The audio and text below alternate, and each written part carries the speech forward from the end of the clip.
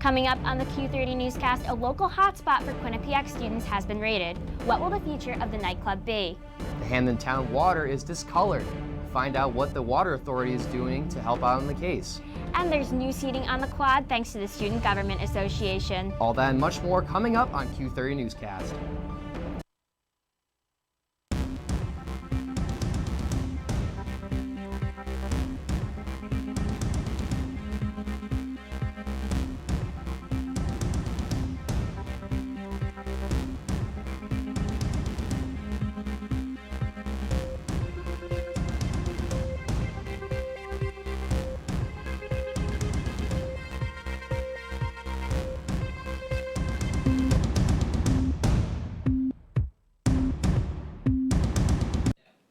Hello and welcome to the Q30 Newscast. I'm Eric Kerr. And I'm Brooke Riley. Quinnipiac's first open house took place last Saturday.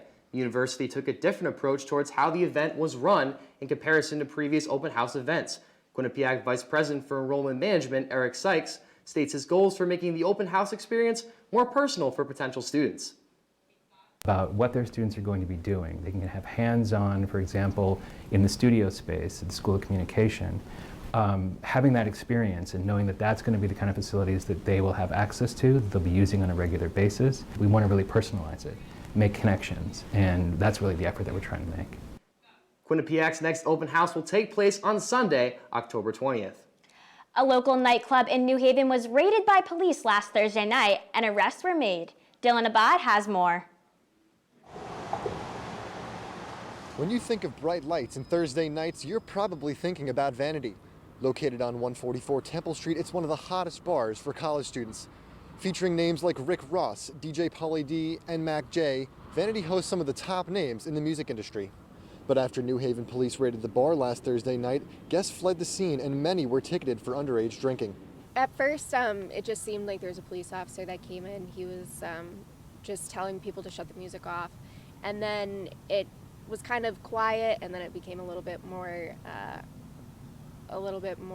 scared. People were trying to get out as quickly as possible. New Haven police ordered Vanity to shut its doors and the bar has been closed indefinitely. However, Vanity's Instagram page has been saying otherwise. Now open under the name Elm City Tap House, the Thursday and Saturday night parties can rage on. I've heard of a couple open bars being present there. They're a ton of fun, but I've never participated. I've never gone. I've been to Vanity back in my junior year. I went one time, it was fun, May weekend, had a good time, we have a funny pick, but that's about it. It seems like a fun place to go with my friends. I know that there has been some issues with underage kids going in, so I think that's definitely something for people to think about when they go there. Me, I will probably go back. In New Haven, Dylan Abad, Q30 News. Senior Associate Director of Compliance and Student Development in Athletics and Recreation, Shanna Kornichuk, and Assistant Dean of Student Affairs, Matt Kurz, have been appointed to the Board of Directors of the Hamden Regional Chamber of Commerce. Kornichuk leads the Department of Athletics and Recreation's compliance efforts with the Metro Atlantic Athletic Conference and the NCAA rules and regulations. She also puts on education programs for coaches, staff, and student athletes to help grow their leadership and professional skills. Kurz works in campus life closely with the orientation program, fraternity and sorority life, campus recreation, community service, and student government. Hamden water has gone from crystal clear to discolored. The SCCT Regional Water Authority is investigating the situation, discovering that discolored water running throughout the lower third of the town. The Water Authority still has not determined the reason for discoloration, but the organization is still flushing hydrants to identify the cause. Online tax is set to increase in Connecticut from 1% to 6.35%.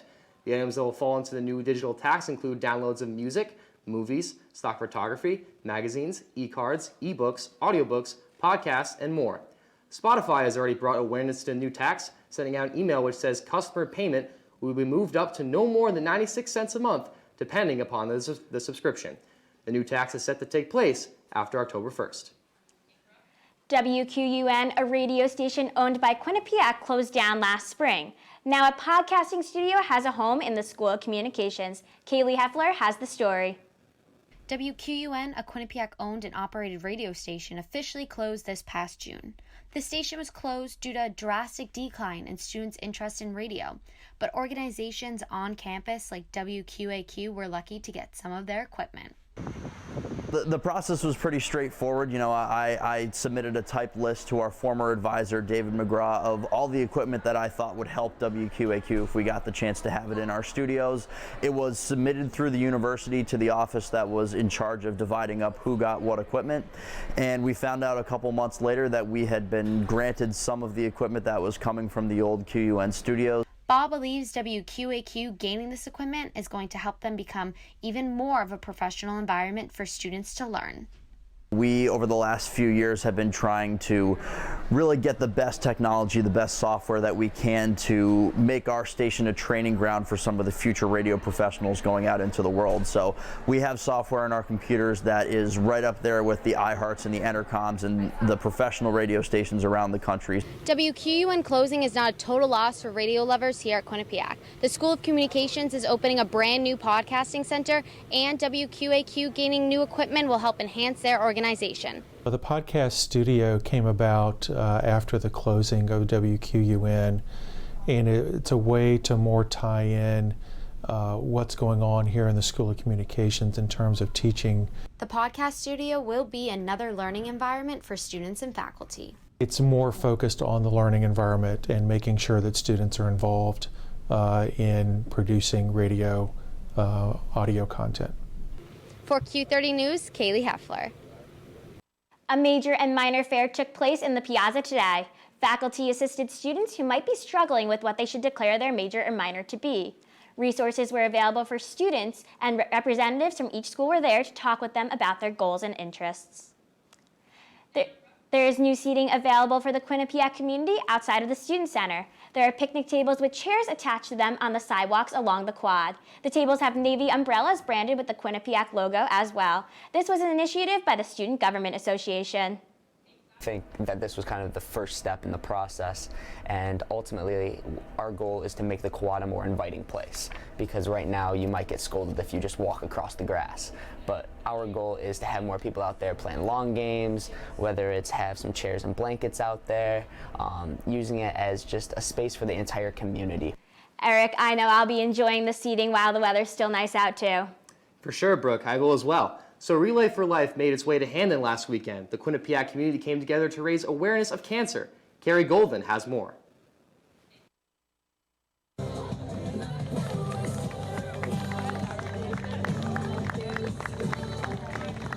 On Sunday, the Quinnipiac community gathered together to celebrate and walk for those who have overcome and those who have lost their battles with cancer. Relay for Life is an event, it's actually the largest peer-to-peer fundraising event for cancer in the world, and it benefits in many ways. It raises awareness for cancer, and it raises much needed funds for things like research and programs and services that the American Cancer Society offers cancer patients and their families. This year's Relay for Life raised over $35,000 for the American Cancer Society. I think it's an amazing cause.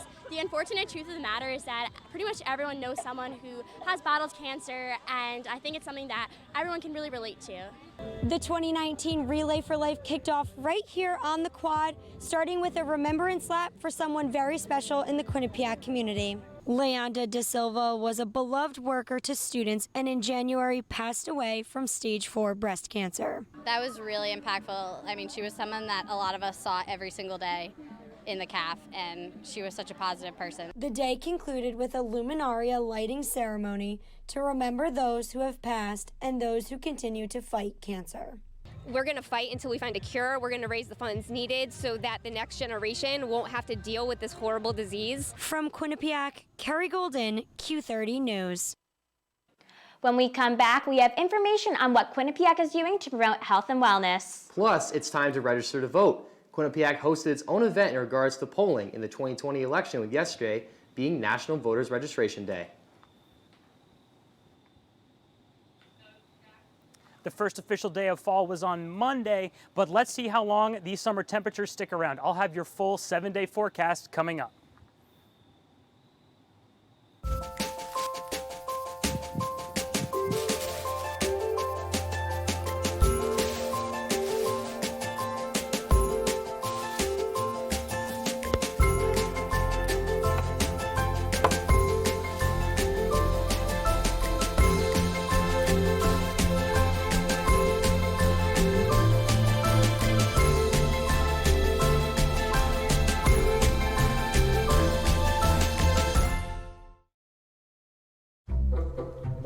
They call me Maxie, but I prefer tripod. I was your above-average four-legged homie, and then wham, bam, minivan. Some people pity me. Now that's lame. I still run, fetch, and swim. And the ladies love me. I'm the ultimate wingman. Just don't ask me to high five.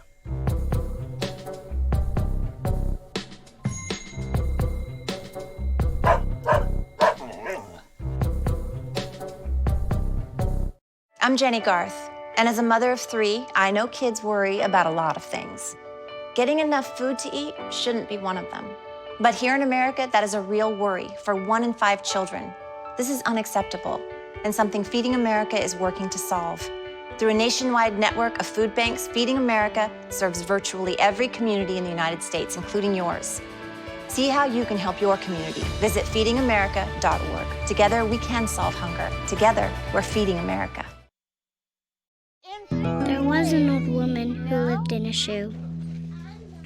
She had so many children, she didn't know what to do.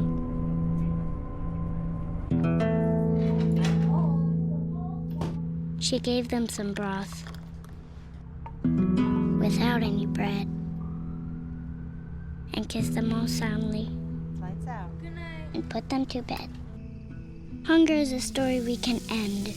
End it at feedingamerica.org. Quinnipiac has expanded its health and wellness services. Cassidy Berger has the story.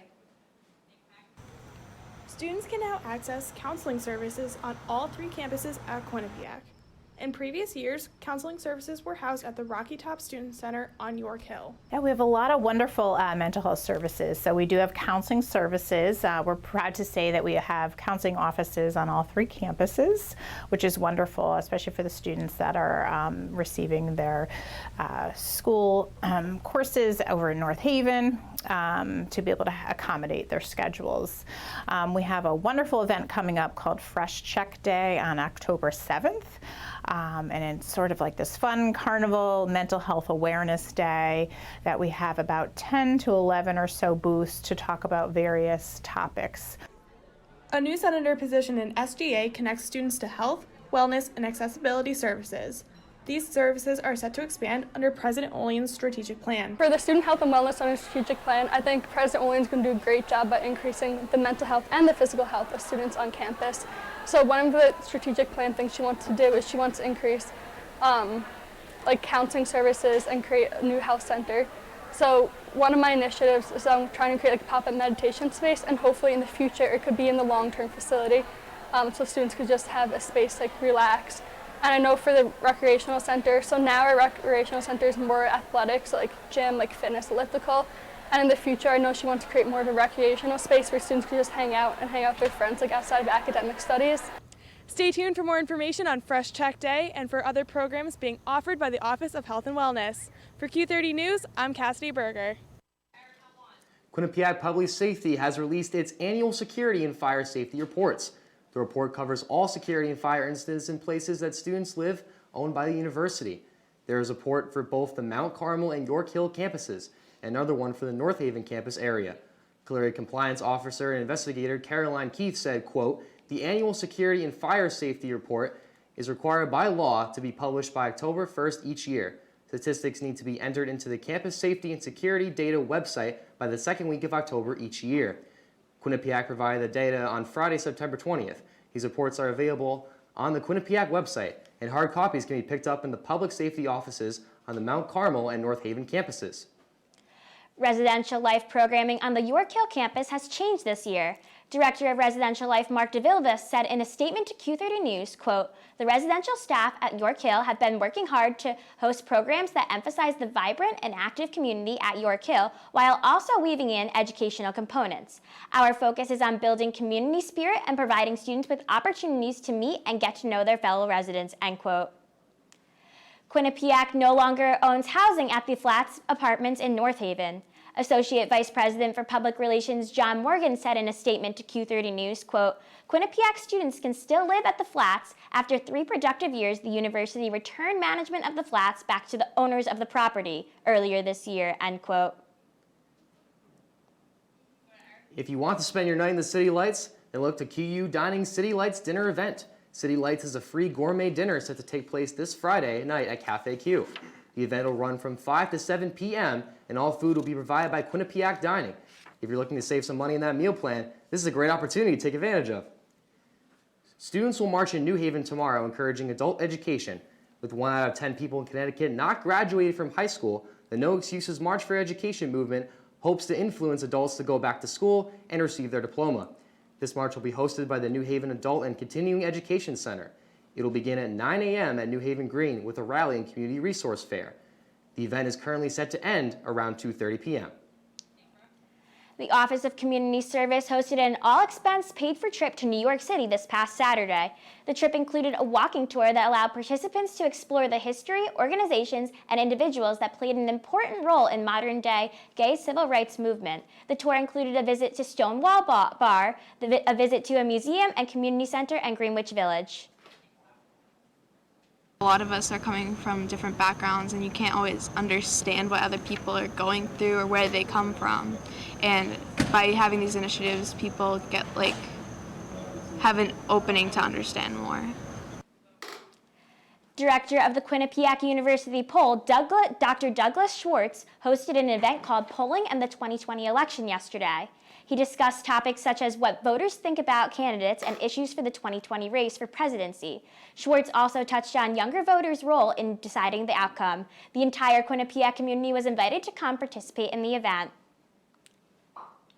And with the Quinnipiac looking ahead to the 2020 election, so is the rest of the country. Our Student Government Association reporter, Matt Bruin, is live in studio. But today with our political news update. Matt? Thank you, Eric. This week has been one busy week in the world of politics, and as the 2020 election fast approaches, there is no slowing down.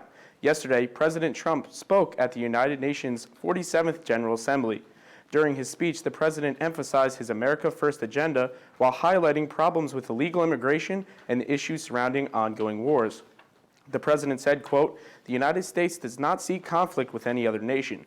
We desire peace, cooperation, and mutual gain with all, but I will never fail to defend America's interests," end quote. Yesterday, Speaker of the House Nancy Pelosi announced formal impeachment investigation against President Trump. This announcement comes after President Trump has been accused of pressuring Ukrainian president to investigate the actions of former Vice President Biden.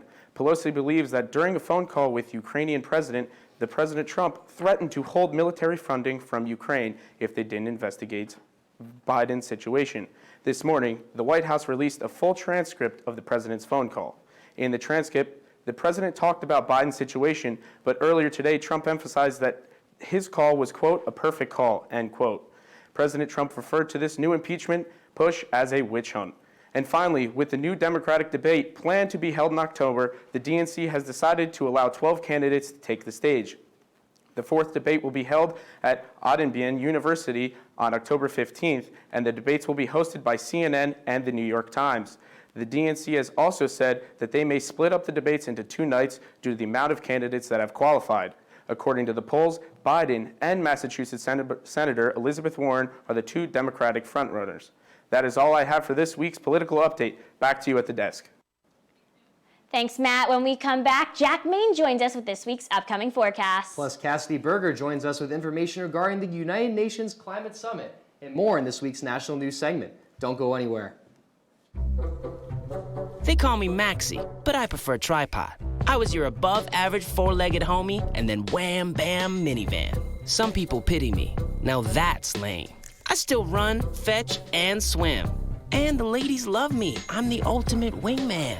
Just don't ask me to high five.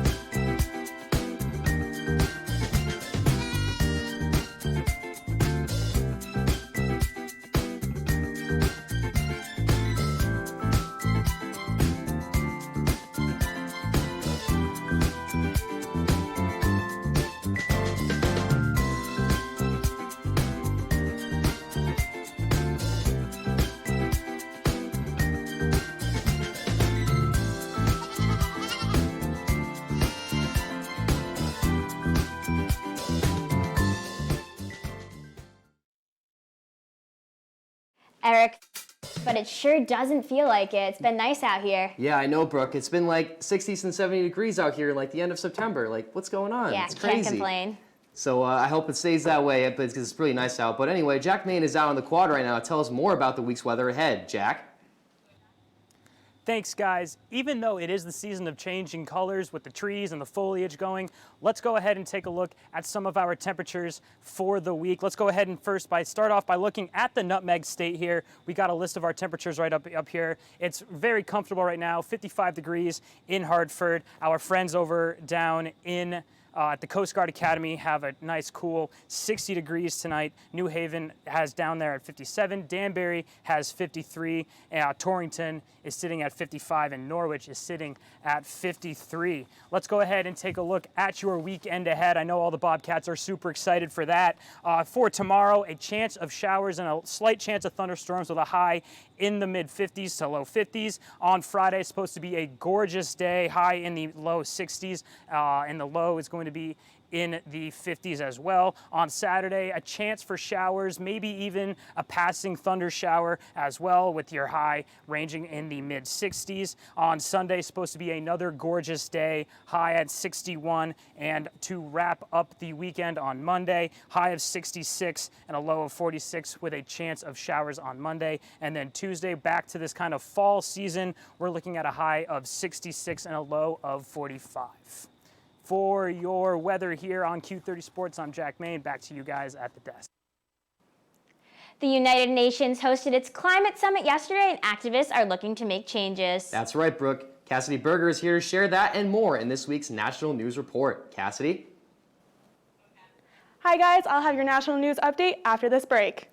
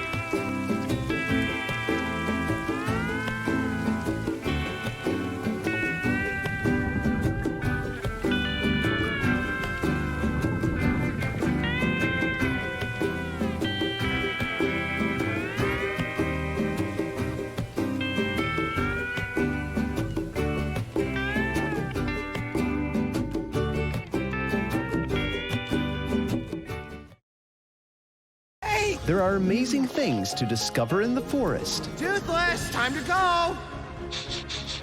What you picking up on, bud? It's a whole hidden world of wonders. And the perfect place to spend time with family.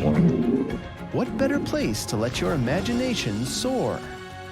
Experience nature and create a memory you can share.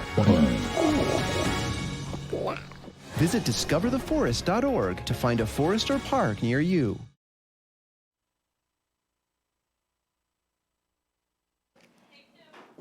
Cassidy has this week's National News Report.